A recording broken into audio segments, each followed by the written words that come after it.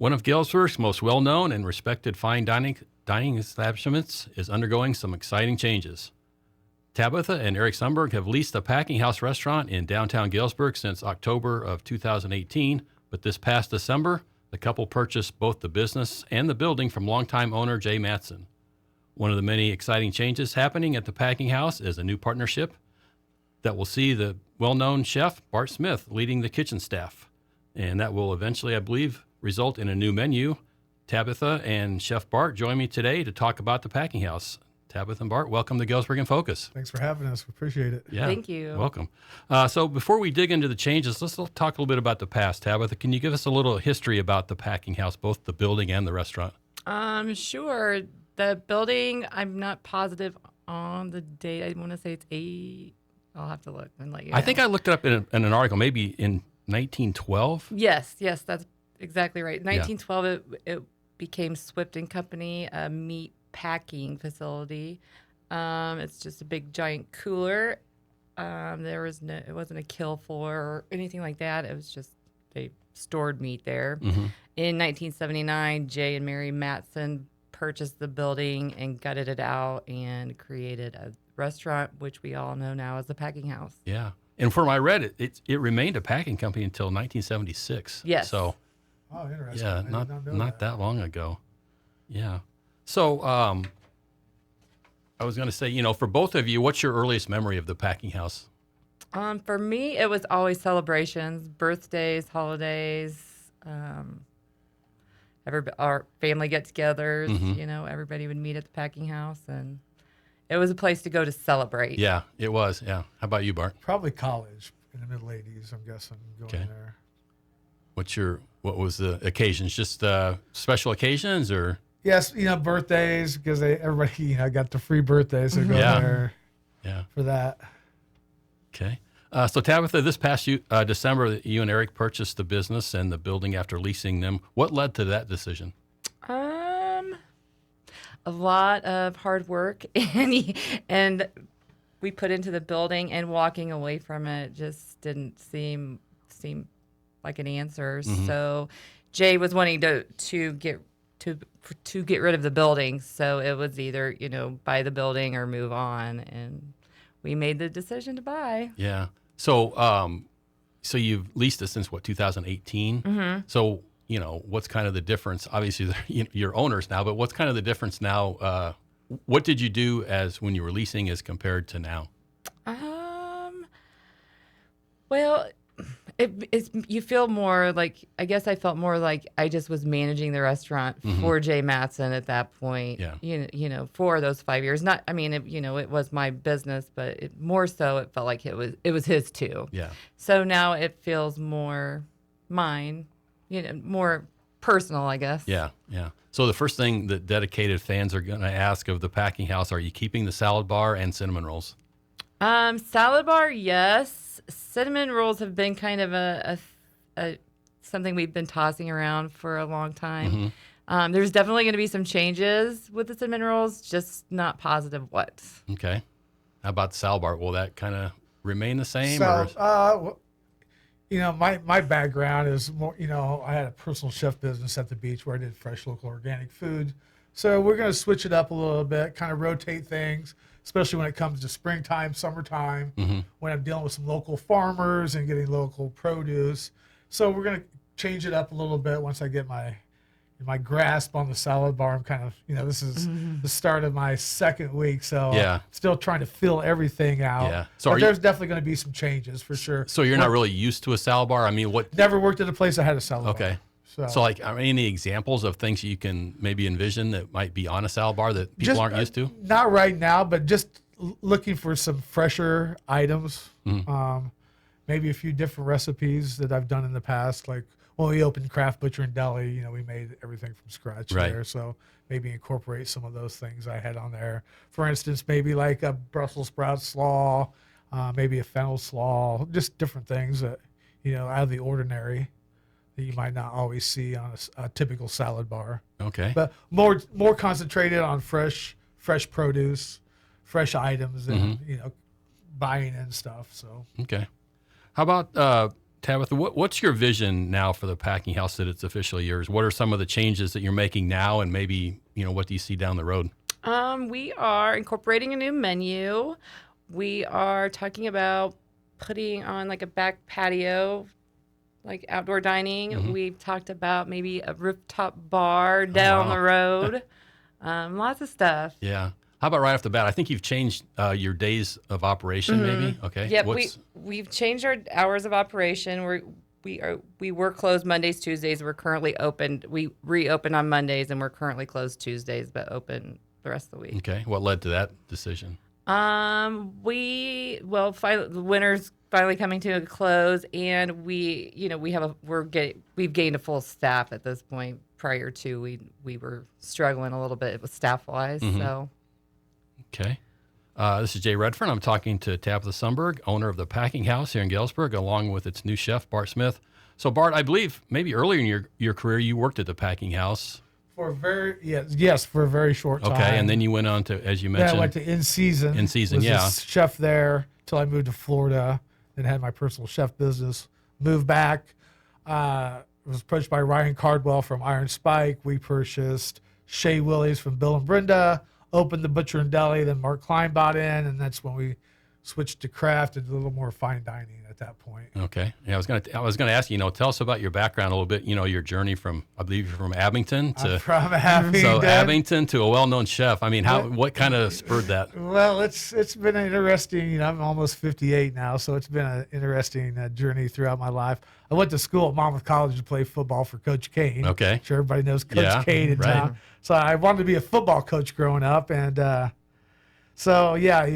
at Avon as a varsity football coach for a couple of years and wasn't making much money, and then went to Gates Rubber Company for 11 years in management with a couple of guys I played football with in college, and just kind of fell into the cooking. I was looking for a change, and I always liked to cook, and I didn't want to go back to coaching football, and just kind of fell into the cooking thing. And it's been 20-some years, and I still enjoy it after all these years. Yeah. So what kind of training do you get to be a chef? A lot of time in the kitchen. When I first started, I was under Chef Don Hoffman. Okay. He was at Jumer's. Probably one of the best chefs I've ever been around in my life. Very knowledgeable, a very good teacher.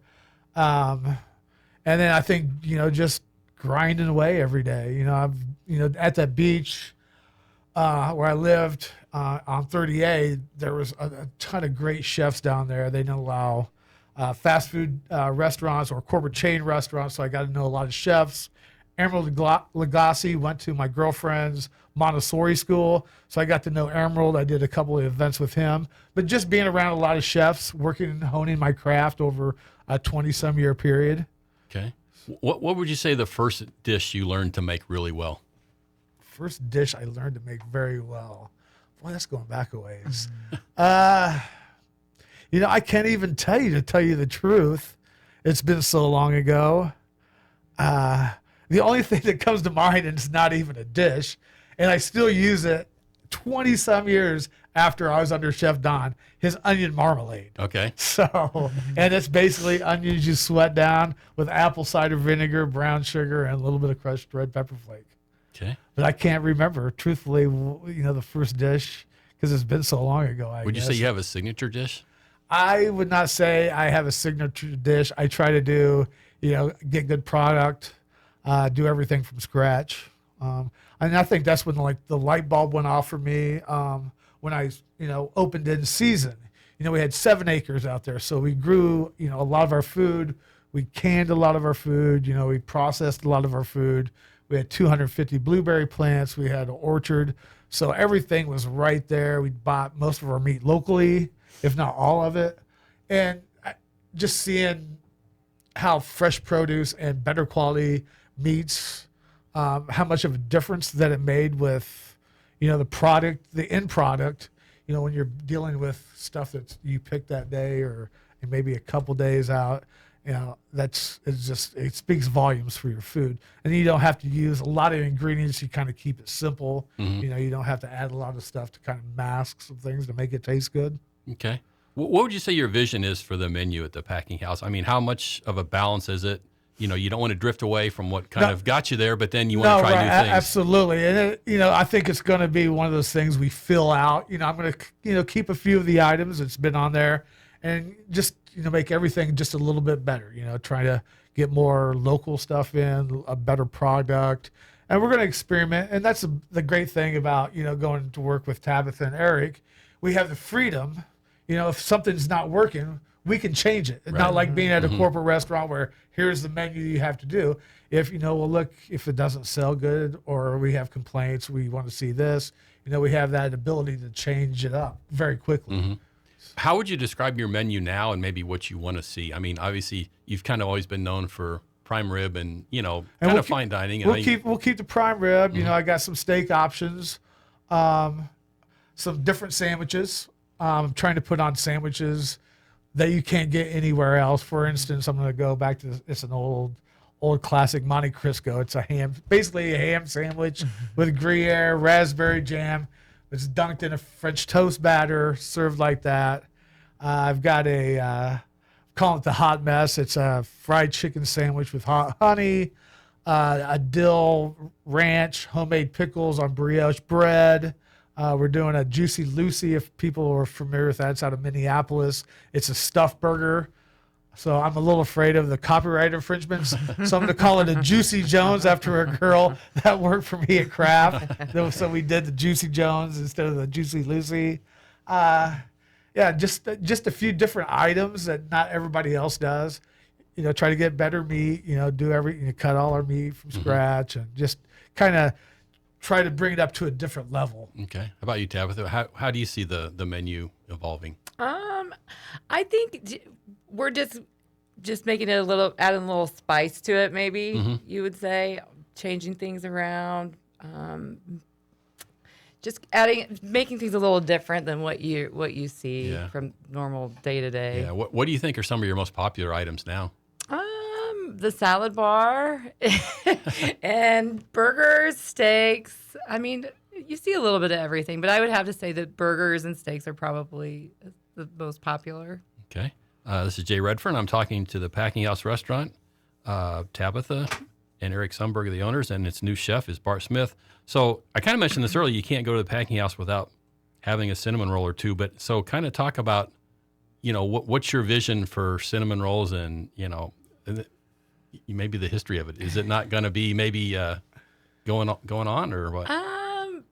We've just run into some issues with complaints about the cinnamon rolls not being the same, and we just don't know how to get away from that. We obviously we don't want anybody to leave upset or not happy. So we're just trying to figure out a way to make it all work with the rolls. Okay. So you've been in the food business for a long time. Kind of a two-part question. First, what do you like about being a restaurant owner? I like the customers. I like working with people. I like working with food. I don't know, and I like that there's something different every day. I like it that I like to have to think on my toes all the time. I don't know. Yeah, and then I guess kind of on the flip side, what's some of the difficulties in being some of the challenges of being in the restaurant business? Managing people is probably the hardest, the biggest struggle.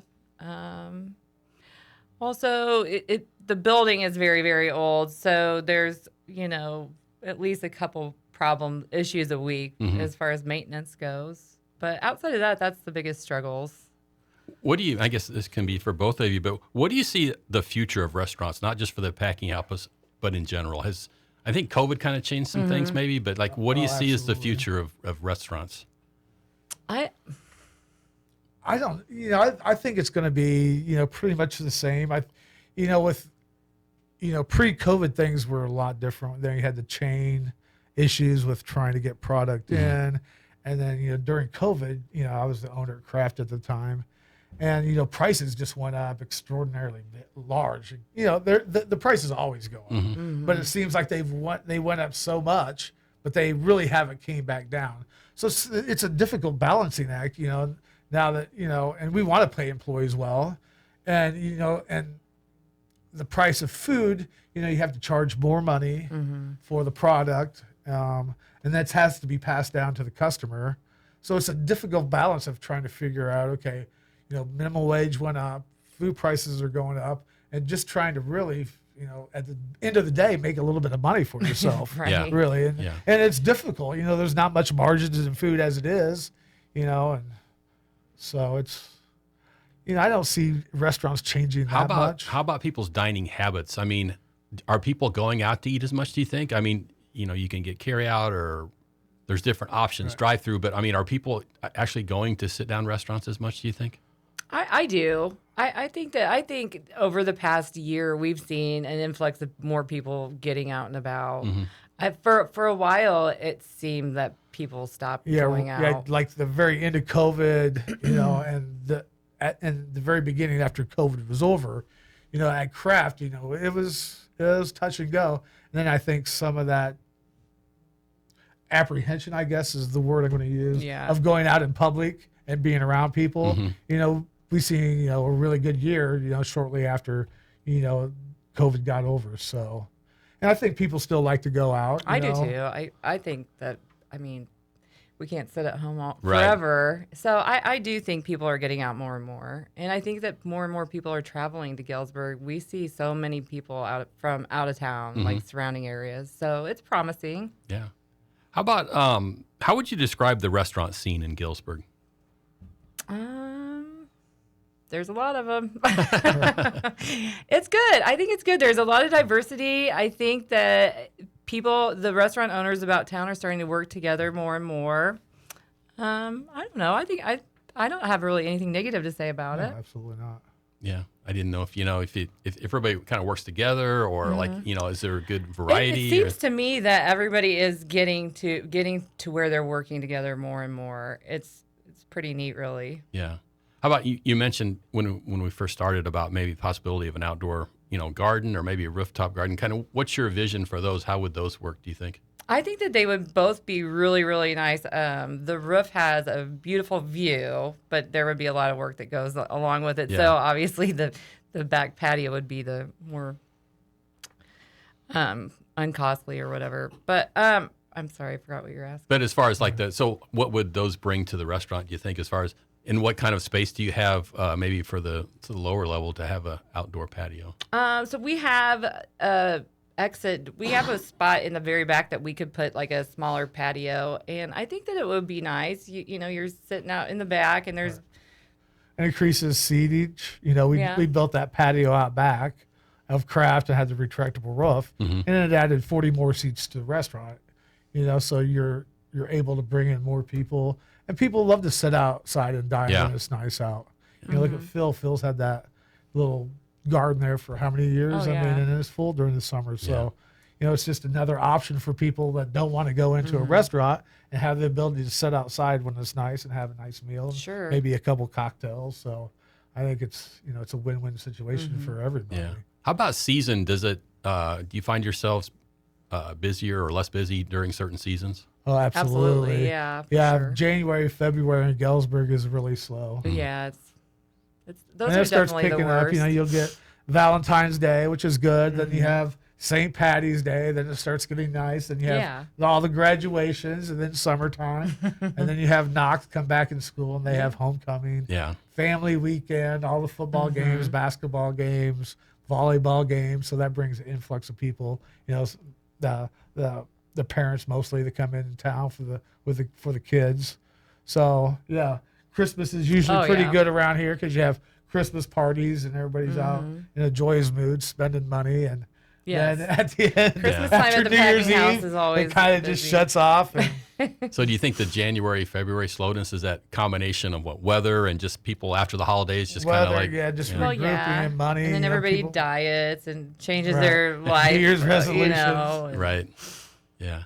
How about you, Bart? Have you ever thought? I mean, have you ever owned a restaurant, or do you pretty much like to stay in the kitchen? I own Kraft with Ryan Cardwell. We started the Butcher and Deli, and then Mark Klein bought in. So yes, I've been an owner, and I am a working chef. I'm in the kitchen all the time. So and you have to be. I mean, it's just like anything else. Whether I take a lot of of my managerial philosophies from being a football coach. I mean, it's kind of, it's a lot of similarities. Mm-hmm. It's just how you manage and motivate people.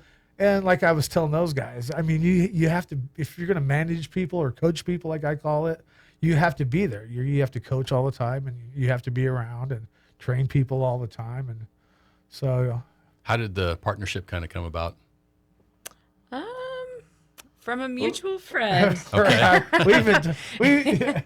Eric's been trying to get me for a while, so the time was right, and we chose to do this. And I'm excited about it. Really, really exciting. I think everybody's excited about it.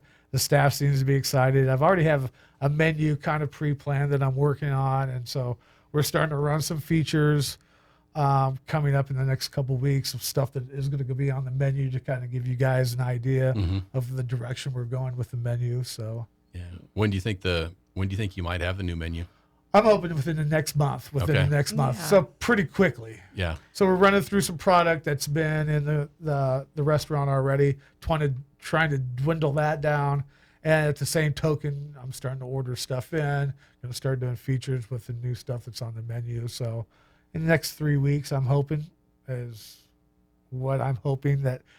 I'll finally have the menu changed over and printed. Okay. Just in time for springtime. Right. Yeah.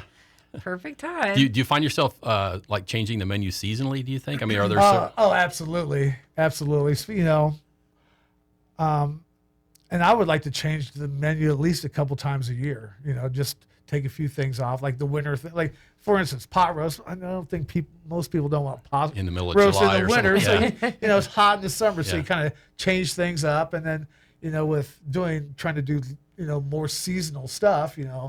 You have your green beans and tomatoes and all this stuff you think of as summer vegetables, corn, and then you get to the fall, then you think of like potatoes and squash. And so, I'd like to change it up quite a bit. So. Okay. And I know you guys have the front room. Are you available for like parties or rental for that, or how does that work? Yeah, that's always available for rental. We don't charge for it unless it's on the weekend and you have a group less than 25. Otherwise, it's $150 for the room. Okay. And do you still have the seating out front, like I think you did during COVID, maybe? But do you still have seating out in front? Yes, we will. Once it gets warmer, we'll put a few tables and chairs out front because it's not a big area, so but it works. What do you think about the area down there? As far as, is it a good area for a restaurant? I mean, you have the train station and kind of in the hub, and then there's talk at Railroad Hall of Fame. And do you see downtown Galesburg, as a good spot for a restaurant? Yeah, I definitely do. Absolutely. And I think that Seminary Street is growing, and that whole area down there is actually growing. I think it's positive. Oh, absolutely. You have the Benedict's that just built a vault, and with the Wilcox's, they're brewing beer, Iron Spike, the vault. That brings a lot of people that connoisseurs of beer into town, and there's another Mexican restaurant downtown. Right downtown. So, I think it's a great opportunity for downtown. And, for sure. Since I've been back, going on 8 years now, I think I've seen some growth and. Yeah, and it's always nice and clean and decorated. Right, looks I think good. it's nice, yeah. Okay. So I always like to finish kind of with the rapid fire round. I'll say something and you just kind of give me your first thoughts. So just kind of a general question. What's your favorite cuisine for both of you? Just general, not a dish, but just like, what's your favorite cuisine? Creole or Cajun. Okay. How about you, Tabitha? I'm going to say American. Okay. For me. Okay. And then how about your favorite meal? Raw oysters. Okay. I like sushi grade tuna. That's probably one of my favorites. Also, I like a good ribeye. I don't know. Okay. How about what's your go-to meal at home? Eggs. Unless you're like me and don't eat at home very much. Eggs. Eggs. Tacos. Okay. How about favorite childhood restaurant? That would have been KFC at my house. Okay. Me and my dad did not eat out very much, but we would go to Casa Sierra Okay. every so That's a often favorite for a back lot when of I was a people. kid. Yeah. Okay. How about guilty junk food pleasure? Chips. Chips for me too. Chips, that's an easy one. Yeah. Salty and crunchy. How about one food that you can't eat? Simply, you just can't do it. Liver. I don't think I have one. Being Really? a chef, you have to taste all the time, so you have to have a palate. So Yeah, I'm not a liver person either. I don't know It's about the you, Bart, but texture. I've been reading a lot and watching podcasts. Liver is really good for you. It though. is. It is. Yeah, it's It like is. one of the most nutritious. yeah, beef liver is not my favorite. We used to have chicken livers quite a bit, fried when I was a kid. So, Okay. and when I was living down south, every gas station had chicken livers and gizzards and fried chicken. So, KFC here used to have chicken livers. did they? did. Yeah, yeah. So this is kind of a tricky one, but do you have a favorite local restaurant other than the Packinghouse? Yeah, several Okay. of them. In Galesburg or just the area? Well, yeah, Galesburg or the area. And we really don't eat out much. Uh-huh. I love the wings at Iron Spike, Me too. One of my favorites. Pizza Buddies, and Baked. The sushi at Masa is good. I mean, you can't really go wrong. There's something to offer at each one, Right. each establishment, I think. Okay. Smoking Willie's. Yep. Waylon does a great job on his ribs. Opie's pork chop sandwich. Yeah, Opie does a good breaded loin. And Dr. Azer, he does, I mean, that Mediterranean food Oh, he yes, has at definitely. 156 East is really good. Yeah. Is there anything we're missing here in Galesburg that An Italian restaurant, a good Italian restaurant. Yeah. any way to incorporate that into? Yeah, I was thinking about that when I left Kraft. And there's been quite a few Italian restaurants that's popped up here and there, but I don't think they did Italian food justice. Like at Kraft, we made our pasta pretty much every day. So, but yeah, I that's the only thing I can see lacking, truthfully, is a Hear that a lot. good Italian restaurant. Yeah. Finally, if you could travel anywhere in the world to eat, for a week or so, where would you go? What do you France. think? Okay. A lot of my cooking is French influenced, so France for sure. Yeah. How about you, Tabitha? I don't know. I don't either because I'm not That's that a- much of that's a a world tough traveler. question, So yeah. Uh-huh. yeah. I'd have to say, and I haven't been to France. I've been to Europe, but I have not been to maybe Italy. I mean, Italy would be a good place, I would think. Okay. Well, I think that wraps up my conversation with Tabitha Sundberg and Chef Bart Smith of the Packinghouse restaurant here in Galesburg. I wish you continued success and Thank good you. luck, and I appreciate you joining me on Galesburg In Appreciate Focus. you having us. Thanks for having us. Absolutely. Have a great day. Thank you.